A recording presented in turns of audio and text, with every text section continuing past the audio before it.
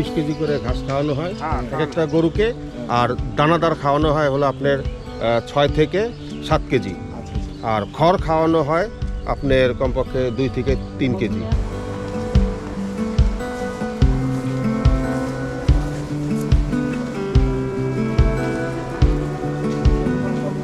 থাকলে 2 বোঝা 2 আটি নিলে সমস্যা, না থাকলে নিলে তো সমস্যা। কথাটা বুঝেন, যদি থাকে কেউ যদি নিয়ে যায় 2 আটি অসুবিধা নেই। আপনার সাথে গত সপ্তাহে পরিচয় ছিল তাই না? আপনি ডেইলি কয় কেজি এখান থেকে কেটে নেন? এখন গরু বুঝে, গরু জানাকে তাই কাটি। যাই কাটেন কত কেজি লাগে? 2 গাড়ি কাটবে। দুই দুই ভ্যান। দুই ভ্যান। হ্যাঁ 2 গাড়ি। কয় কেজি আনুমানিক করতে হবে? মেলা হবে না। আপনার নিম্ন 20 হবে। 2 গাড়িতে 100 কেজি হবে। 100 কেজি কয় গরুতে? 100 এমন কেজি? কথা কও তুমি, 100 কেজি 2.5 মণ ঘাস হয়। 2.5 মণ ঘাসে এই 20টা গরু নয়, বেশি হবে। একটা আন্দাজ আছে না, একটা বুঝা কথা। এই বুঝাটা যদি উঠাও তাহলে তো এখানে আধা মণ হয়ে যাবে। কাটে দিলে এই তো 200-250 জাল লাগে, তাই কাটে গরু পেট ভরবে না। 10 কেজি ঘাস দেওয়া হয় একটা করে। 200 কেজি ঘাস লাগবে। যদি এক ভ্যানে মনে করেন 100 কেজি ঘাস যাবে। আর এই এখন 100 কেজি 100 ভ্যান 100 কেজি ঘাস। আপনারা ধরেন 100 ভাগের কয় ভাগ ঘাস খাও? এই জানি এলাম সব খাওয়াবো। এখন খাওয়াবো আর আমার সকালে। ধরেন একটা গরুর ডেইলি যে চাহিদা হ্যাঁ 100 ভাগ ধরেন তার পুরো চাহিদা, তার মধ্যে কত ভাগ ঘাস খাওয়া? 20 কেজি। শোনো, তোমার একটা গরু একদিনে কয় কেজি ঘাস খাইতে পারে? 20 কেজি। খাইতে পারে? হ্যাঁ। তোমরা দাও কয় কেজি? তখন আমরা তাই দিই। যখন বেশি থাকে তখন ওই তাই আমার দিই। প্রশ্নটা হচ্ছে একটা ডেইলি তো এর মধ্যে তো ঘাস ছাড়াও তো ওই যে- ফিড আছে, ঘাস কোনে ধরেন টোটাল খাওয়ার আমার ডেইলি চাহিদা 10 কেজি, আমি 10 কেজির মধ্যে কয় কেজি ঘাস খাই? এটাই হচ্ছে আমার প্রশ্ন। বাকিটা অন্য কোন খাবার খাওয়া? ওই দিনটা দেখে গেছি 16 কেজি মেরে দিলে আপনাকে একদিন কলেজ করে। আমি বলতেছি হ্যাঁ। এখানে এভারেজে আপনার 20 কেজি করে ঘাস খাওয়ানো হয় হ্যাঁ, এক একটা গরুকে, আর দানাদার খাওয়ানো হয় হলো আপনার 6 থেকে 7 কেজি, আর খড় খাওয়ানো হয় আপনার কমপক্ষে 2 থেকে 3 কেজি। সো রাফলি 30 থেকে 32 কেজির মতো। হুম। তবে আমাদের একটা গরুকে আপনি যদি বলেন যে অ্যাভারেজ কতটুকু ঘাস খাওয়ানো উচিত, এটা হচ্ছে আপনার যদি একটা গরুর ওয়েট অনুযায়ী ঘাসটা দেওয়া উচিত, তার মধ্যে একটা অ্যাভারেজ হচ্ছে 30 কেজি কমপক্ষে আপনাকে খাওয়াতে হবে এক একটা গরুকে 30 কেজি ঘাস। যদি মিল্ক প্রোডিউসিং, হ্যাঁ মানে মিল্কিং কাউকে মিল্কিং কাউকে বেশি ঘাস বেশি ঘাস লাগে, অ্যাভারেজ 30 কেজি। তাহলে আপনার গরুটা আপনি ঘাস যদি আপনি ঠিকমতো দিতে পারেন, তাহলে ওইটার হলো আপনার রোগ প্রতিরোধ ক্ষমতাটা বৃদ্ধি পায় এবং অসুখ বিসুখ অনেক কম হয়, মেডিসিন কম লাগে।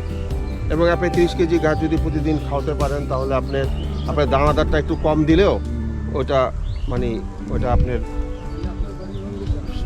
পুষায় নেয়, আর দানাদার কম দিলেও হয়। সাইলেজ টাইলেজ নিয়ে পড়াশোনা করছেন? জি, সাইলেজ সাইলেজটা আপনার ওই যে ভুট্টা দিয়ে সাইলেজটা তৈরি করে, তবে সাইলেজটা গরুর জন্য ভালো, কিন্তু এখন আমাদের এখানে সাইলেজটা অনেক সময় আপনার ওই ঘাস দিয়ে করে, নেপিয়ার ঘাস, ঠিক আছে। এবং এই সাইলেজটার আবার একটা প্রবলেম হচ্ছে ওইটাকে প্রপারলি আপনি মেনটেন করে রাখতে হয়। আমরা যেমন সাইলেজ একবার কিনেছিলাম, ওটা আপনার প্রায় 10% সাইলেজ, ওটা আপনার ওই বাতাস জমে ওটা আপনার নষ্ট হয়ে এটা গেছে। সাইলেজ আপনারা বানাবেন, আর সাইলেজের সুবিধা হচ্ছে আমি যতটুকু জানি যেহেতু ফার্মেন্টেশন হয়, হ্যাঁ, হ্যাঁ। ফার্মেন্টেশনের কারণে এইটার ভালো, এটা গরুর এটার জন্য ভালো, মানে খাওয়ার পরিমাণ তাদের কম লাগে, পুষ্টি বেশি। পুষ্টি বেশি। ফার্মেন্টেশনের কারণে তাদের নিউট্রিয়েন্ট গুলো রিলিজ হয়, হ্যাঁ। যেটা তাদের অনেক কষ্ট করে ভাংতে হয়, ডাইজেস্ট করতে হয়। অলরেডি এটা আপনার কথা অলরেডি ঠিক। ডাইজেশন হয়ে গেছে, জি, জি। বুঝছেন?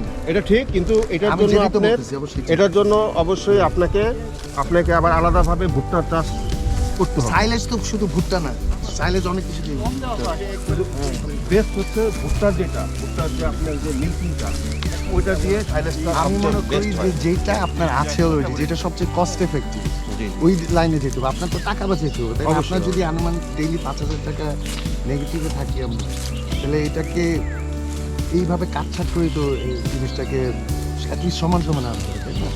থাকলে 2 বোঝা 2 আটি নিলে সমস্যা, না থাকলে নিলে তো সমস্যা। কথাটা বুঝেন, যদি থাকে কেউ যদি নিয়ে যায় 2 আটি অসুবিধা নেই। মানে যারা নেয় তারা কত নেয়? বললাম যে নিলে ধরেন লোকালে কেউ একজন একটা গরু পাল্টাচ্ছে রাইতের আধারে, আপনি এত বড় স্টেজের ভিতরে ঘাস, এখান থেকে তো স্বাভাবিক জিনিস আপনি যদি চোখে না রাখতে পারেন এটা তো নিবই। না, এখন আমার কোয়েশ্চেন আই গেস হচ্ছে যে অনেক বেশি, মানে ধরেন 100 ভাগের কত ভাগই ভাবছি আপনি 10% ধরেন, এটা জাকাত হিসেবে ধরে 10%, তাই না? সর্বোচ্চ সর্বোচ্চ। হ্যাঁ, এরপরেও হয় না, মানে এখন তো ক্রাইসিস না, এই সিজনটা তো ক্রাইসিস ঘাসের, এই সিজনটাতে হয়, but যখন ঘাস অ্যাভেলেবেল থাকে বৃষ্টির সময় হয় না, বৃষ্টির কামাল সময় সাহেবের কথা হলো কি মামা, যে আপনি এই গাছটা যে কিনে আনেন, যেটা আমরা আনি হ্যাঁ, অনেক টাকা লাগবে, হ্যাঁ, এখান থেকে 2 আটি নিয়ে যায় আপনি বানাইলে, এটা তো আপনার লস নাই, না, খাওয়া পাইতেছেন। বুঝলেন না? হ্যাঁ। মানে আমার আছে দিকে না নিবেন হয়েছে, না থাকলে করতে ওই জন্য জাকাত দিচ্ছে 10%। জাকাত তো দিচ্ছে।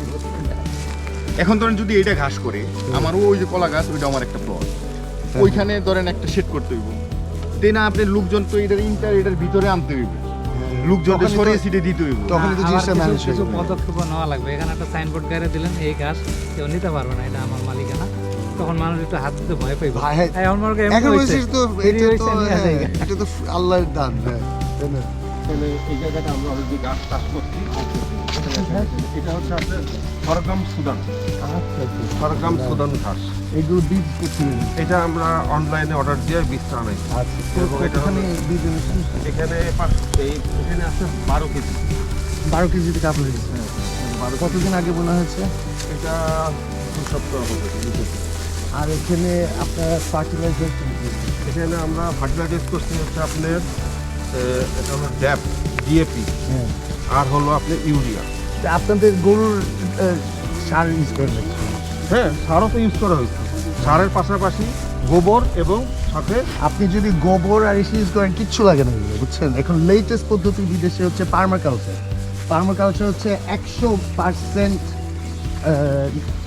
ন্যাচারাল। পার্মাকালচার করলে আপনার উৎপাদন অনেক বেশি হবে। আপনি যখন ফার্টিলাইজার ইউজ করবেন আর্টিফিশিয়াল, এটার অনেক ক্ষতি জি এবং এটা সাস্টেইনেবল না।